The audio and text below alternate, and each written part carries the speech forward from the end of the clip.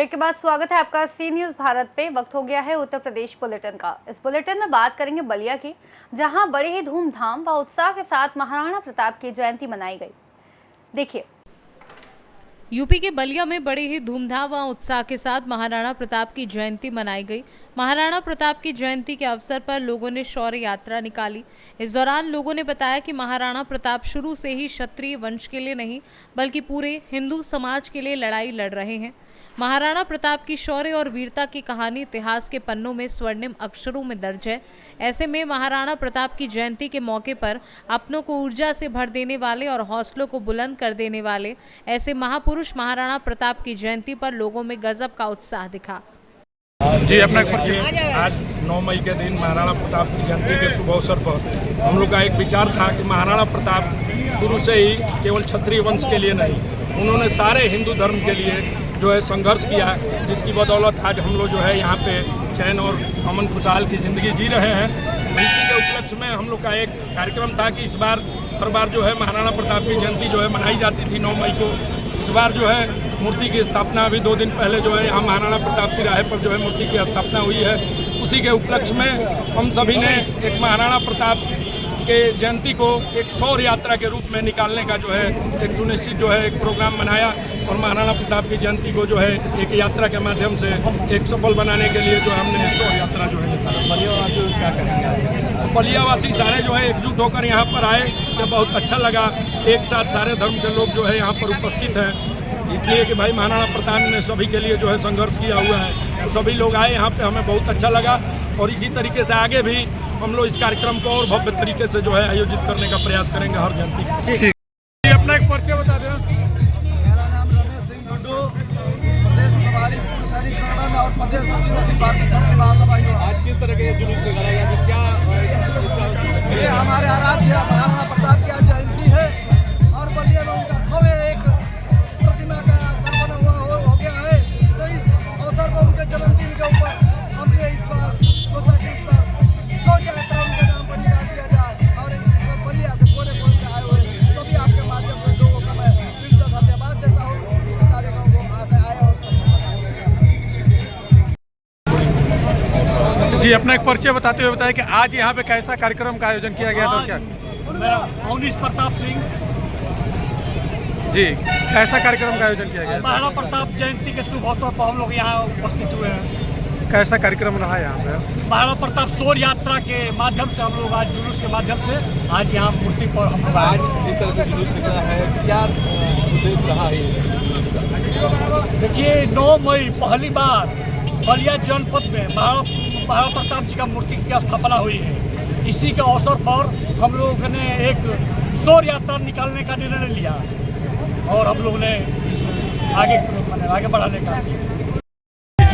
अपना एक परिचय बता दें। मैं बबुआ जी, यह जो यात्रा है यह महाराणा प्रताप का शौर्य यात्रा है और यह भारत के आज़ादी के बाद प्रथम बार बलिया जनपद में निकाला जा रहा है।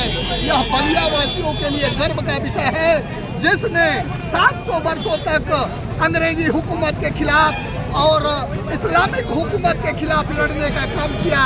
ऐसे महापुरुष का हम लोग आज प्रतिमा के समक्ष शौर्य यात्रा निकालने का काम किए हैं। इसके लिए पूरे जनपद के लोगों को बहुत बहुत धन्यवाद हम लोग दे रहे हैं। बलिया से सी न्यूज संवाददाता आनंद दुबे की रिपोर्ट। आगे बात करेंगे एटा की, जहां जलेसर नगर में महाराणा प्रताप की शोभा यात्रा निकाली गई, जिसमें क्षत्रिय नेता पम्मी ठाकुर सहित क्षेत्र के गणमान्य लोग मौजूद रहे। देखिए इस रिपोर्ट में। एटा के जलेसर नगर में महाराणा प्रताप की शोभा यात्रा निकाली गई, जिसमें क्षत्रिय नेता पम्मी ठाकुर सहित क्षेत्र के गणमान्य लोग मौजूद रहे। वहीं शोभा यात्रा आगरा चौराहा महाराणा प्रताप चौक से नगर में भ्रमण करते हुए बाईपास स्थित भाजपा नेता पम्मी ठाकुर की डेयरी पर समाप्त हुई। भाजपा नेत्री नीलम प्रजापति ने भी शोभा यात्रा में सहभागिता की। राहुल प्रताप बना ने पट्टिका पहनाकर नीलम प्रजापति को सम्मानित किया। शोभा यात्रा में राहुल बना, यश ठाकुर, हर्ष ब्रिजवासी, सत्येंद्र ठाकुर, अजय प्रताप सिंह, रोहित ठाकुर सहित कई अन्य लोग मौजूद रहे। वहीं इस दौरान सभी ने महाराणा प्रताप के पराक्रम को लेकर भी जानकारी दी। एटा से सी न्यूज संवाददाता अजय अगरिया की रिपोर्ट। खबर यूपी के जनपद रायबरेली से है, जहां जनपद के हरचंदपुर थाना क्षेत्र अंतर्गत श्रीमद् भागवत कथा के दिव्य आयोजन किया गया। देखिए। खबर यूपी के जनपद रायबरेली से है, जहां जनपद के हरचंदपुर थाना क्षेत्र अंतर्गत श्रीमद् भागवत कथा के दिव्य आयोजन किया गया। इसी क्रम में हरचंदपुर क्षेत्र के पूरे गुलाब सिंह मजरे कंडौरा में आगामी 12 मई से लेकर 18 मई तक श्रीमद् भागवत महापुराण कथा में श्रद्धा, भक्ति और ज्ञान रूपी त्रिवेणी की धारा बहेगी। श्रीधाम वृंदावन के प्रख्यात व्यास योगेंद्र कृष्ण शास्त्री जी महाराज के द्वारा संगीतमय कथा सुनाई जाएगी। कार्यक्रम की तैयारियां जोरों शोरों से चल रही हैं। कथा के यजमान सपत्नीक वीरेंद्र सिंह, विद्या सिंह व नरेंद्र कुमार सिंह भंडारी व गीता सिंह होंगे। श्रीमद् भागवत सप्ताह ज्ञान यज्ञ के आयोजक प्रशांत सिंह भोले ने गुरुवार को हरचंदपुर कस्बा में आयोजित प्रेस वार्ता में ये जानकारी दी। मेरा नाम प्रशांत सिंह भोले है, पूरे गुलाब सिंह कंडौरा हरचंदपुर रायबरेली। और यहाँ पे 11 मई को सनातन धर्म के प्रचार प्रसार के लिए एक भव्य कलश यात्रा निकाली जा रही है, जो कि पूरे गुलाब सिंह से गंगागंज और अचलेश्वर होते हुए पुनः हरचंदपुर आएगी। और 12 मई से 18 मई के बीच में भागवत कथा श्री योगेंद्र कृष्ण शास्त्री जी वृंदावन धाम से आ रहे हैं, उनके द्वारा की जाएगी। और 19 मई को बहुत ही विशाल ब्रह्म भोज का आयोजन किया जा रहा है, जिसमें आप सभी लोग ज्यादा से ज्यादा संख्या में पहुंचे। कार्यक्रम स्थल कहाँ पर है? कार्यक्रम स्थल पूरे गुलाब सिंह कंडौरा हरचंदपुर रायबरेली। क्या महत्व रहेगा भागवत कथा का और क्या संदेश देना चाहेंगे? मैं मुख्य संदेश ये है कि इस समय सनातन धर्म जिस तरह तेजी से प्रचार प्रसार हो रहा है, उसमें हमारे और हमारे मित्रों द्वारा एक छोटा सा प्रयास ये भी रहेगा कि हम लोग भी जुड़ के सनातन का प्रचार प्रसार और अच्छे से आगे बढ़ाएं, जिससे लोग देखें और जागरूकता बढ़े सनातन धर्म। भागवत में लगभग कितना संख्या में लोग आने की संभावना है? अब कलश यात्रा में मानिए कि आप 300-400 चार पहिया जरूर रहेंगे, हमारे सभी मित्रों का प्रयास रहेगा। और भागवत में संख्या प्रभु की इच्छा के जो होगी, बाकी ब्रह्म भोज में 20,000 लोगों से ऊपर का आयोजन है। रायबरेली से सी न्यूज़ संवाददाता अमन गुप्ता की रिपोर्ट। आगे रुक करेंगे सहारनपुर का, जहां व्यापार मंडल उत्तर प्रदेश पंजी के प्रदेश अध्यक्ष राधेश्याम नारंग के नेतृत्व में सैकड़ों व्यापारियों ने गर्मजोशी के साथ पाकिस्तान के खिलाफ नारेबाजी की। देखिए इस रिपोर्ट में। सहारनपुर के रायवाला कपड़ा मार्केट स्थित व्यापार मंडल उत्तर प्रदेश पंजी के प्रदेश अध्यक्ष राधेश्याम नारंग के नेतृत्व में सैकड़ों व्यापारियों ने गर्मजोशी के साथ पाकिस्तान के खिलाफ नारेबाजी की।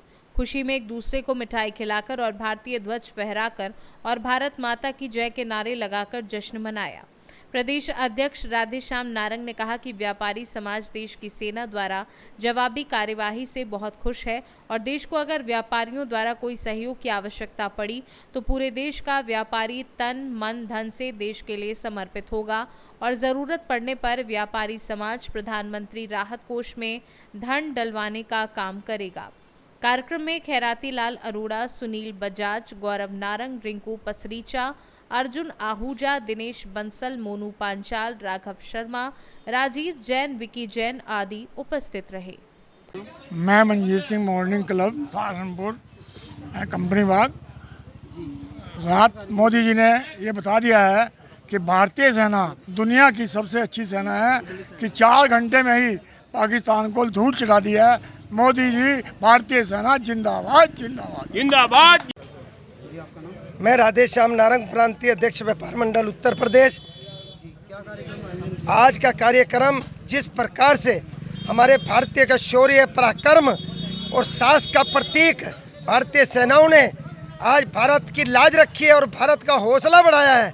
पाकिस्तान को जो गीदड़ भभकी थी, जो खोखला देश था, जो फेल देश था, डिफाल्टर देश था, आतंकवादी घोषित देश था, जो वर्ल्ड में तमाम देशों की नज़रों में एक आतंकवादी देश घोषित किया जा चुका था, उसे भारत सरकार ने आज उस खोखले वादे को दिखा दिया है कि जो हेगड़ी देता था परमाणु बम की, वो आज भारत ने 4 घंटे की रात में दहशत में और आकर में पाकिस्तान को घर में पहुंचाकर मारने का काम किया है। मैं भारतीय सेनाओं के लिए कहना चाहता हूं, जहां आपका पसीना गिरेगा वहां व्यापारी समाज और 140 करोड़ भारत की जनसंख्या का खून गिरने का काम होगा। किसी कीमत पर भारतीय सैनिकों को और सरकार को हम पूरा समर्थन करते हैं तहे दिल से। यदि हमें दुकानें बंद करनी पड़ेंगी, दुकान भी बंद करेंगे।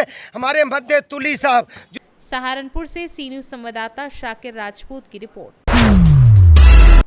आगे बात करेंगे सहारनपुर की, जहां भारत पाक युद्ध की आहट के बीच आज मिगलानी बिल्डिंग चौक पर यंग तिरंगा क्लब और पार्षद दल ने मीटिंग कर भारतीय सेना के पराक्रम और शौर्य की प्रशंसा की। देखिए इस रिपोर्ट में। सहारनपुर में भारत पाक युद्ध की आहट के बीच आज मिगलानी बिल्डिंग चौक पर यंग तिरंगा क्लब और पार्षद दल ने मीटिंग कर भारतीय सेना के पराक्रम और शौर्य की प्रशंसा की।